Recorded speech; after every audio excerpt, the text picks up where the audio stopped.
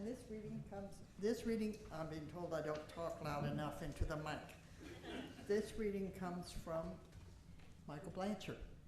And I helped publish his first book for him, which was called Fighting for My Life. I'll tell you a little more about Michael later, but the book was broken down into lessons that he's learned during recovery.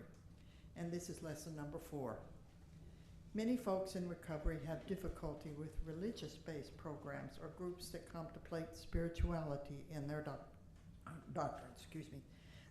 When I sit on the cliffs of Lucy Vincent or Gayhead an hour before sunrise, I feel bathed in spiritual energy I can't understand.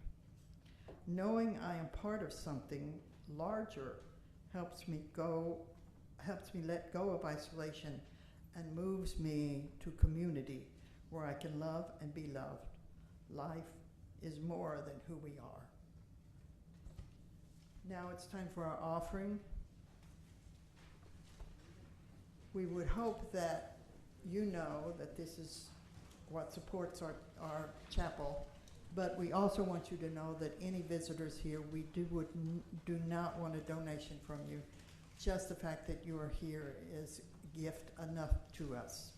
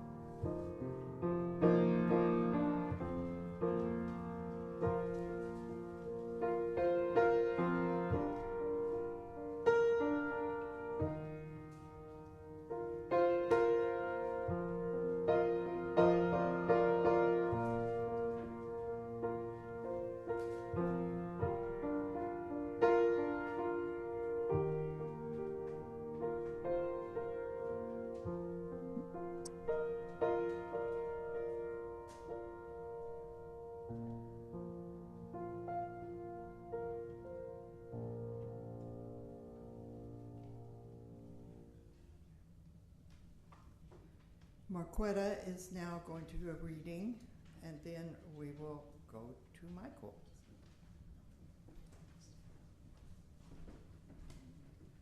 This morning's reading is from Langston Hughes.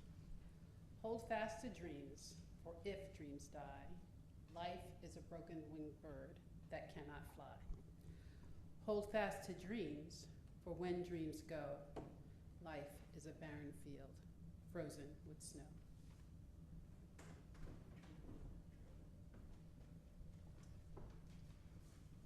I've known Michael Blanchard for a long time. As many of you know, I was a publisher of Vineyard books under a company called Vineyard Stories, and Michael came to me, I think in 2010, and asked me if I would look at his photographs and help him craft a book. I didn't know this guy, and I wasn't sure about his photographs. My books had always been what you call pretty books, and they're very beautiful photographs. I also didn't know his story until he told me. And when he told me his story, it was so moving to me. Excuse me. It was so moving to me that there was no way the book could not come to life. He's going to tell you a little bit about his own story, but I'll just give you a tiny bit.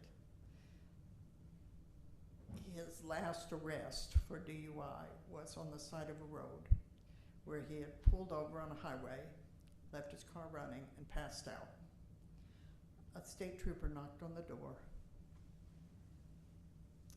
and eventually Michael was told he had two choices, although he thought he had a third, which I'll let him tell you.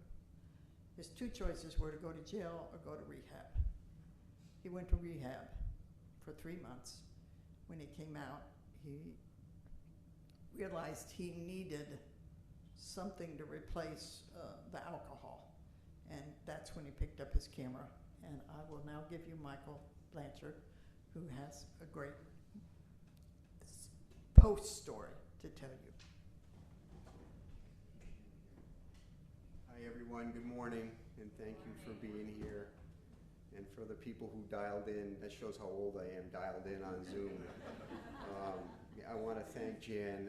We've known each other, as she said, for quite some time. And I wasn't sure I was going to get to see you again. You were off in Mexico, and so it was so nice for you to invite me to come here today, because I've always wanted to tell you that you've made such a difference in my life. And I write often that, shame on us for not letting people know who have made a difference in our life that they've made a difference in our life. Because everybody goes through hard times, and just knowing that you help somebody else that person might get through it easier. So don't forget to tell people that made a difference that they did. And then Jan alluded to this when I went to her for the first time. I had discovered photography being a businessman, and people were liking my photographs, and so I had visions that I was going to have a statue erected next to Ansel Adams. And that, and then I saw all these Vineyard Stories books inside Bunch of Grapes bookstore, and she does, Allison Shaw, and I had it go to my head, I got to have a book and Bunch of Grapes, and my photos were terrible. But they were a reflection of what was going on inside of me. And I'll talk about that in just a minute. So when I came to her, she's blunt, if you haven't figured it out. And it wasn't going to work out, so I went away disappointed. But neither of us really knew that I was on a path that was not of my choosing. It was sort of a guided path, and that's where my mission statement was changing. Instead of being the greatest photographer that the universe has ever known, I was supposed to use my photography to help other people. And they talk about burning desires. I read once that prayer is you talking to God, your sense of God, but burning desires and intuition is God talking to you. And that's what happened. My mission statement changed, and everything changed with that. The minute you put service into your mission statement, everything changes. And as a self-centered businessman, it took me a long time to figure that out. And so, and if you ask me, am I more comfortable in a room of photographers or addicts and alcoholics? There's no doubt it's addicts and alcoholics, because that's where my heart is. And so photography became the language. Photography was not the purpose. And when I went back to her again the second time, she could see all of this. And then we said, it's time to write a book. And because of you, we've helped a lot of people. So thank you for that. So I always debate how much to tell of my story. She's alluded to some of it. I'm just going to give you a couple of snippets. In AA, we call it the drunkalogue, which is your journey to the bottom. And sometimes people spend 95% of their talk on the drunkalogue. And most people want to know, what did you learn from it? It's not a competition to see who had the worst story. But I will say, just to add on to what Jan said, is that I've had 4 lifetime drunk driving arrests. And way back when my small child, my son, was in the car, and it was very humiliating and humbling. And you would think that that would have been enough, but it wasn't. The last 3 happened in 3 months. The last was with Xanax and vodka. And I had decided that I was going to hurt somebody or kill somebody because I couldn't stop drinking. And I think that's the other option that Jan is alluding to. And so I decided nobility called for me to just take these pills and not wake up. And in that moment, my wife at the time called, and we got in a huge fight. And that fight might have saved my life, because I headed down to Boston. And with Xanax and vodka, I didn't make it, as she clearly alluded to, and the state troopers, after I ran over street signs and God knows what, I ended up in an emergency department, and I don't even know where it was to this day. And I had a complete blackout, just a state trooper looking over me. And when they learned of my desire to take Xanax, they sent me to a psychiatric hospital in Portland, Maine. And I was the chief operating officer of the lab system at Maine Health. Spring Harbor was part of Maine Health. Very surreal to be in a psychiatric hospital where you work, essentially. And if you've never been in one, it's a very surreal experience. But I will say this, I don't remember anything of my time for that 2.5 weeks other than the first messenger that came my way. And that was the medical director of the facility. I was despondent on the side of a bed. He came in and said, I was once like you. And he said, I had a blood alcohol of 600 and I was on life support at Maine Medical Center. And he said, I made it back and you're gonna make it back too. And he had gone to a rehab in Atlanta and he convinced senior administration to stay with me. How many COOs have 3 DUIs?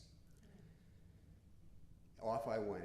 I'm not gonna talk about, well, I wanna say one other point. When he did that for me, that was the first time, I think, in decades that I didn't feel alone. Just in that one moment. I didn't feel alone. And then the other thing was, as I said, you know what, if I ever make it back, I'm gonna be as authentic as he was. Because he was willing to risk everything to share with me something that probably nobody else knew at the whole facility. And so those things were so important. Off to rehab. I could write a book. I did. Julian Wise is here. He helped. He was essential to get my Through a Sober Lens book out. Anyway, 2 things to think about in rehab. 3 months instead of 28 days. Because of that, I left loving myself just a little bit. And I learned that I could help other people. It took 3 months for that to happen. All right, so I thought I could use what I had gone through to help other people. Scroll ahead, I come home. Horrible. It was awful. I had no license. I was the chief operating officer. All my direct reports were embarrassed to work for me. Back then, alcoholism was not a disease. It was a character defect. And I would go home at night and go to bed at 7 o'clock, 6:30, 7 o'clock at night just to get the day over with without drinking. The only thing that carried me through, honestly, was the fact that I started to love myself a little and that I knew that I was supposed to be there for a reason in terms of helping others. It was hard to get through. Messenger number 2, I go to a graduation ceremony. My wife at the time got her master's degree. I was half asleep listening to almost nothing speakers, and then suddenly the keynote speaker gets up and says, your master's degree is fine, but you've got to find your passion, and starts declaring that there was this bipolar alcoholic businessman that found connection, rebirth, and spirituality through the taking and editing of photographs. Both, taking and editing of photographs. Now, God didn't come down from the heavens with a Nikon camera and hand it to me in that moment. I had zero interest in photography, absolutely zero interest at that point. But it ate at me over the next few months. And I decided to buy a little camera, and I worked out on the elliptical, and I started watching how to use a camera and take picture video.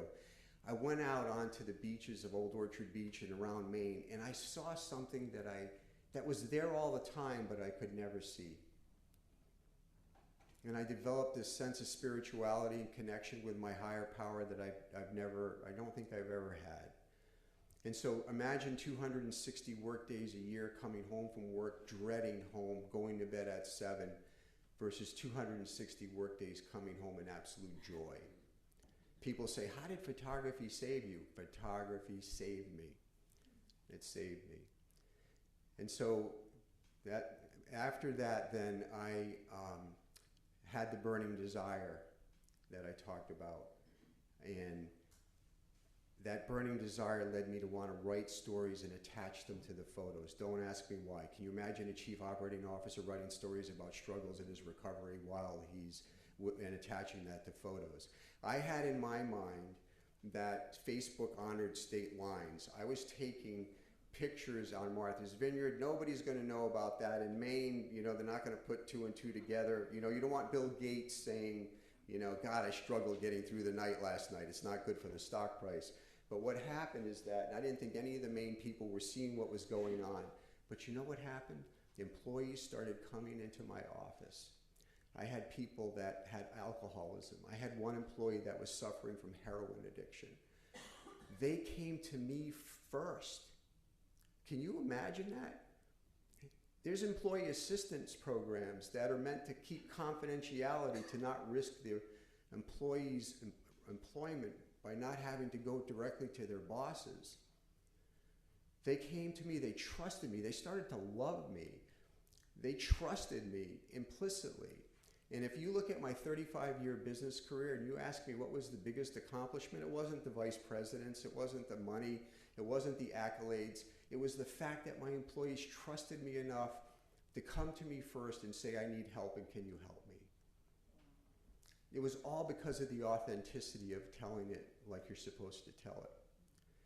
And so scroll ahead, I finally decide to leave. I go to my boss and I say, I want to go to Martha's Vineyard and I'm going to go take pictures and write stories. He says, are you, it started with an F, kidding me? You could be set for life. Just stay here another few years, save your money, and you can retire comfortably. And I said, I'm not giving up those few years. This is what I'm supposed to be doing. So I went and I came to Martha's Vineyard. And I opened a little gallery. The gallery is attached to my house. People started coming in, and they would see me and they would start crying. It was so uncomfortable. I can't even begin to tell you. It's weird. It was like, I didn't know you, but you know me, everything about me. How's Brody? How's Anne Marie? And I'm like, hi, I'm Michael Blanchard. They read everything that I did on social media. And because I was being honest, it was helping them. One gentleman came in from upstate New York. I could see him circulating in the gallery. I had probably 20 people in there. I felt so bad because out of my eye I said, he's not here to buy a picture. When it cleared out, he comes to me and he says, I just drove here from upstate New York. I just need to thank you. He says, I need to thank you. My wife and I have carried the burden of, they lost their son to a drug overdose. And he says, we've carried the burden that we were the cause. And you wrote something from the frame of reference of the addict and the alcoholic and gave us, told us that we carried too much of that burden and you put into perspective what the parents and the family contribute. And you have taken a burden off of us that I can't even, tell you, that'll stay with us for the rest of our lives. He shook my hand and he left. All the way from New York. He didn't even buy a greeting card. Bad joke, sorry. There was a minister standing in the room when this happened. And the minister looked at me and said, this is not an art gallery, this is your ministry. And I felt very uncomfortable about that because I came from a Catholic background and I could see myself in a collar and a long robe. And then I read a passage that said ministry is nothing more than being honest, open, authentic, and giving people a space to share their pain and letting them know that their pain is not unique or odd. And that's the first place that healing begins. So in closing, I know I have the benediction. Can I benedict now?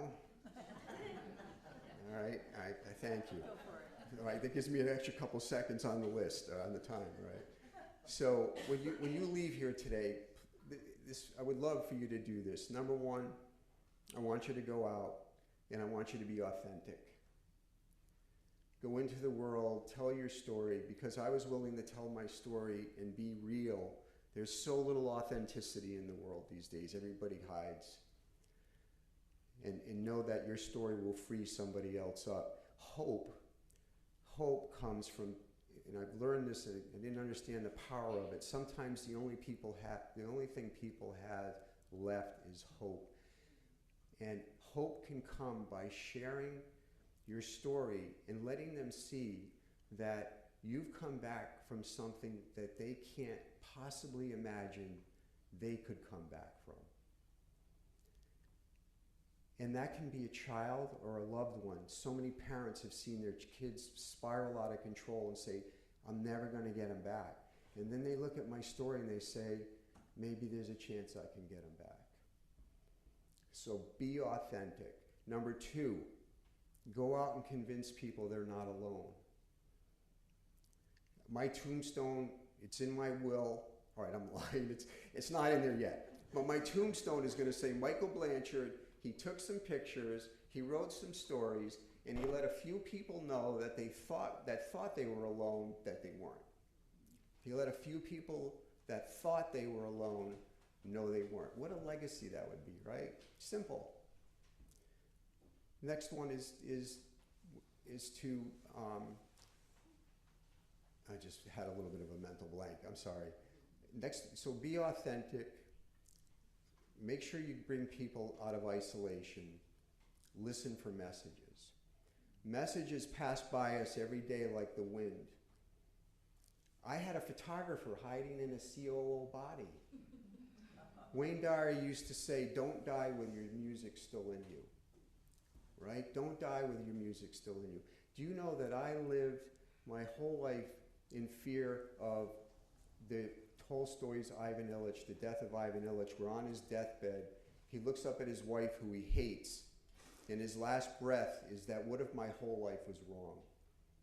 Do you know that I spent most of my life fearful of that? I was sure that was going to be my deathbed. I don't worry about that anymore. All right? And so, in the last point, and it goes to your beautiful share, is that sometimes we have to go through trauma. There's a concept called post-traumatic growth. You can't get to the place that you're supposed to be unless you go through the trauma and the pain. No time wasted. I used to think I threw away 30 years of my life doing what I wasn't supposed to do and drinking and so on. The only thing I regret about those 30 years, though now I realize there wasn't a single moment wasted, is that I hurt other people. And many of those people were my family. And there were many amends to be made. Not a single moment wasted, as long as you use it to become the person you were always meant to be, and you use it in the service of others. Okay? And so I want to thank you for having me here. My benediction is for you to go out into the world, and I want you to let people know that they're not alone. And if you feel alone, and if you're heading towards the bottom, please have the courage to tell one other person. Because there's no shame. There's no shame. Right? And so I hope I've convinced you in these little short while I've had with you, that the bottom is not the end. It truly is just the beginning. Thank you.